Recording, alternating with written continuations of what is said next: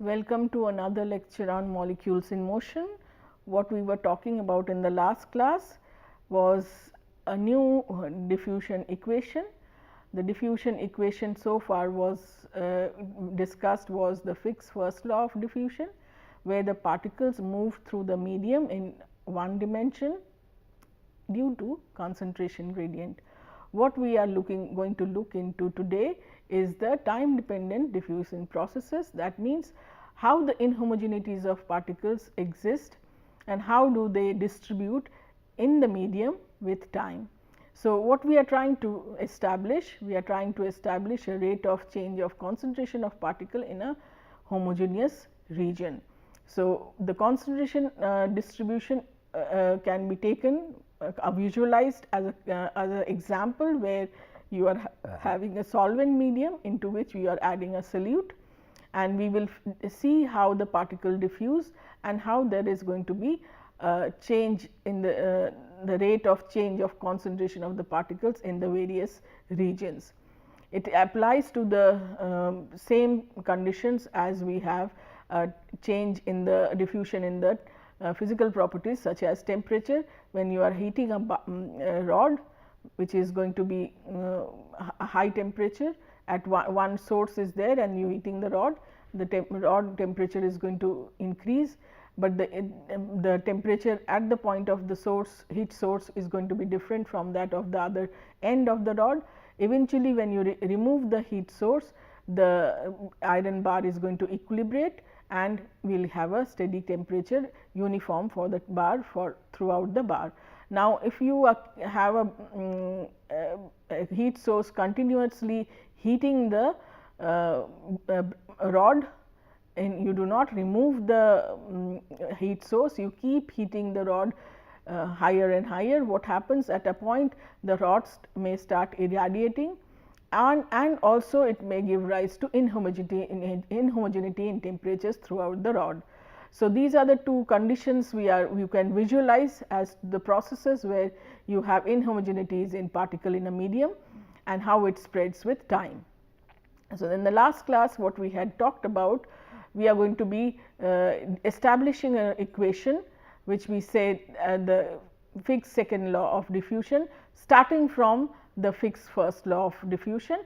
On this basis, we are going to do the derivation for getting this differential form, where we see the rate of change of concentration. That means, rate of change of concentration means the change of concentration with time at a given point is equal to the spatial variation. Spatial means it is x, y, z variation in any of this x, y, 3 z coordinates, how the concentration of that particle is going to change with the x, y, z coordinate at that point of time, and that this relationship is what we are going to derive. The rate of change of concentration of a particle in a inhomogeneous region is given by this equation. So, for this we had first taken up what is the interest which we had. We are looking into a area, a window area with area A. Okay.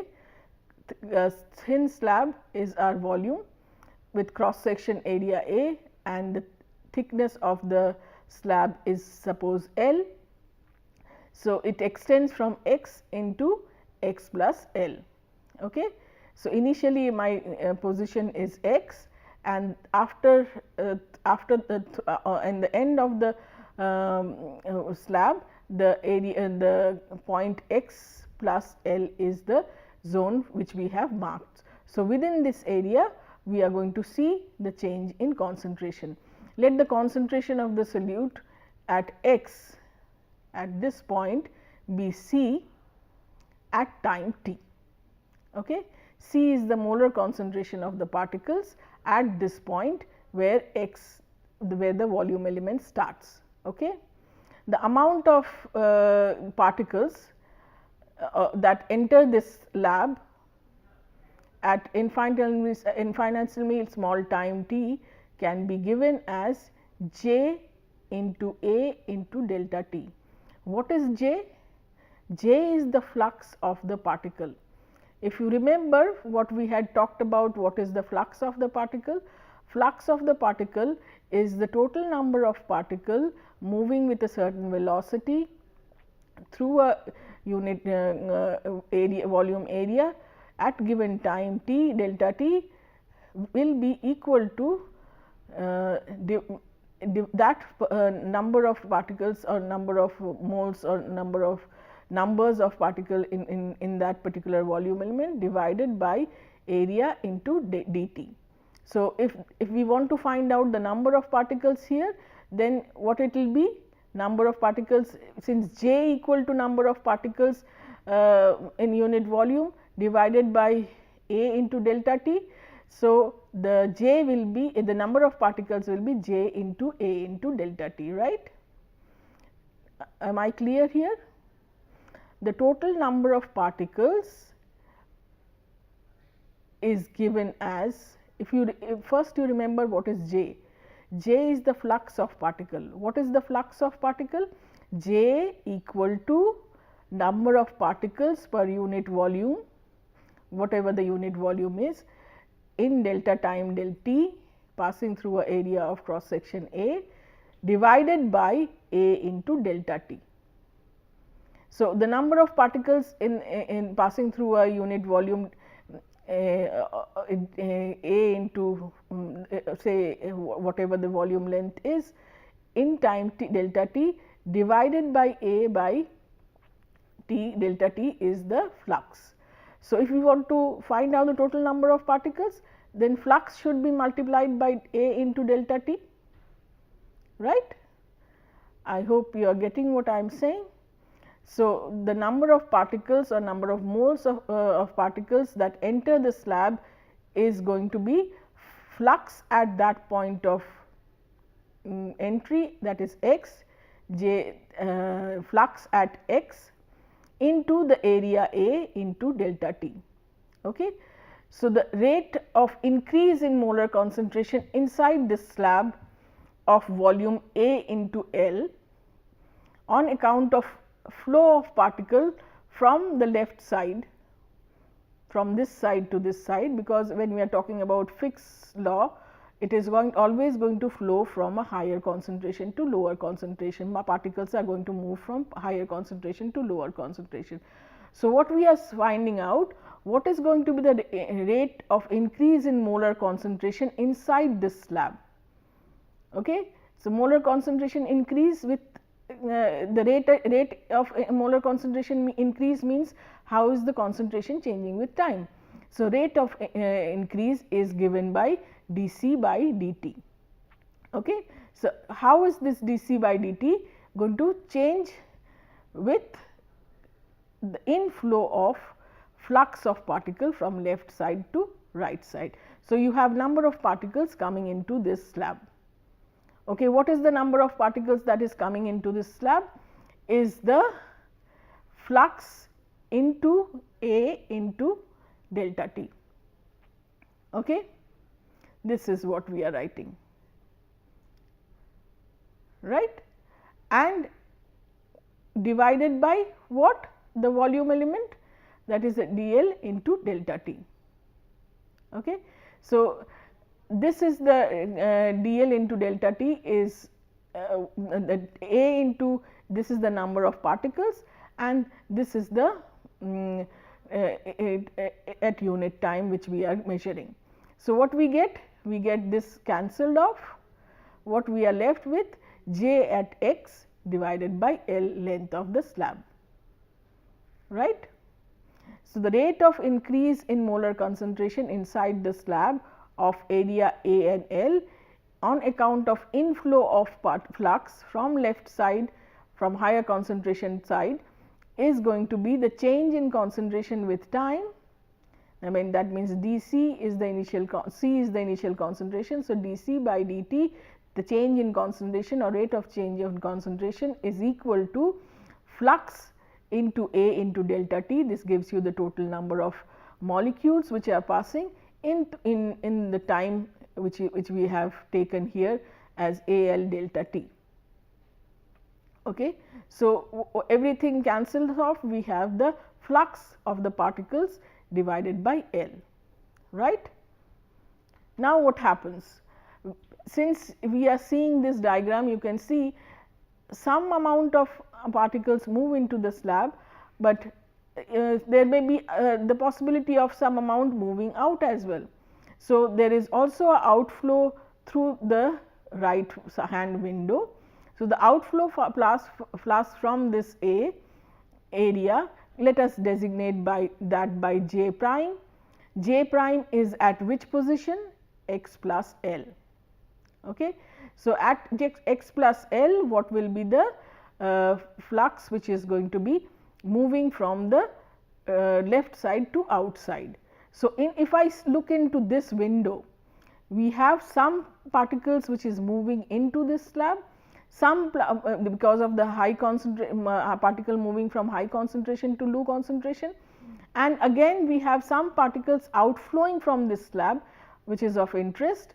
So, to find out the net flux in the region, what we have to take? We have to take the difference between the flux of particle entering from the high concentration area region, that is the left side, and the flux which is leaving the region of the towards the low concentration. So, this is the low concentration side. So, some flux of particles are moving out and some are moving in. So, what is the net flux which we want to look into? The net flux will be say first let us say what is going to be going out. So, if it is going out, J prime is the flux which we are taking at x plus L, that is the point, this point, okay, into A into delta T is the total number of particles which is supposed to be there in this area, volume element, and since they are going out. So, I put a minus sign divided by L A into delta T. Okay. So, L A into delta T is the denominator what we have for finding out the change in concentration with time. So, I can rewrite this as minus J prime divided by L. So, the net change in concentration of the particles in the volume element, which is going to be given as C delta dC by dt, is nothing but the flux which was there initially and the flux which is going out through from what? From this length L. Okay. So, if we put the equation right in the form like this, let us first, we are supposed to be putting what J is at x and what J is at x plus L. Okay. So, for that let us find out what is J minus J prime. According to Fick's law, Fick's first law, what you have? J is nothing but minus d dC by dx, right, and J minus will be what? The concentration at x plus L. If you remember x plus L, this is the position I am talking about. So, at this position what will be the concentration? It will be the concentration which was initially there plus the change in concentration with distance into the distance which is travelled. So, this is the new C which you have, okay, at x plus L distance. At x plus L distance, the C concentration will be the concentration which was initially there plus the change in concentration with distance, that is the slope, into the L, that is the distance through which it is moved. Okay. So, that is the distance moved is L. So, if this is the change per unit length, then whatever change per unit length into the length will give you the concentration at that particular point. So, this plus this should be the new concentration at x plus L. Okay.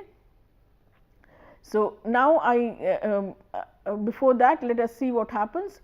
If I applied Fick's first law, J equal to minus d dC by dx, and again this should be also minus dC by dx, and C here is prime, but here we have a minus sign, and this minus sign and the minus sign of the Fick's equation gives you a plus. Okay. So, we can rewrite this in terms of the concentration which we have. So, we write d minus, this is the diffusion coefficient, the change in concentration with x, plus this d I kept outside, into the new concentration term, which is C prime. I am replacing C prime by this. So, C prime is something like C plus change in dC by x into L. Okay. So, if I have this term, then if you see this equation, you can if you have this into dC by dx, that will cancel off. You multiply this into this, okay, that will give you this into this once and this into this. Okay. If you are multiplying this into this, then you will have a plus sign of dC by dx, and that will cancel off. But again there is a L term here. So, if you are looking into this, you take the common, what you get is dl. Please do it yourself, otherwise you will get confused, because doing this on the blackboard would have been better, but no worries, I have given you the expression. One is this term and one is this term. If you take the d common, then you have the d square by d square c by dx square. So, dl into dx square c by dx square. If you substitute this in this, then what you get? You get the L eliminated, then you get the expression which we had started off with. The rate of change of concentration in the slab of interest of length L, thickness L, is nothing but the change in concentration with T equal to the diffusion coefficient into the second power of concentration with position. Okay. This is the second law of the fixed second law, and this is the differential equation which we have. So, the diffusion coefficient, the diffusion equation which we have, from this we can see that the rate of change of concentration, what can we see from this equation? The rate of change of concentration is proportional to the curvature, or we can say the second derivative of concentration with respect to distance. You just see this, this is I have plotted concentration and this side is x, is the position. Now, since it is a second differential equation, that means I am seeing the c versus x change, and the rate of change in concentration, as you see, that means rate of change of concentration with time, it is c is with respect to t, is actually the curvature of the plot of concentration versus t, and actually it is the second derivative which we are looking into. So, if we are having a second derivative, what we are looking? We are looking at the dip, this is the heap, and this is the dip. This is the curvature we are looking into. The concentrations of the concentrations from this graph, you can see the concentration changes sharply from point to point, then the concentration changes rapidly with time. If you have inhomogeneity in the system, when the concentration at one point changes drastically from another point, then the concentration changes with time. We say then we can then say that the distribution is highly wrinkled. Okay. Now, what happens when you have a condition, sorry, what happens if you have a condition like this? We can discuss that in the next class. Thank you so much.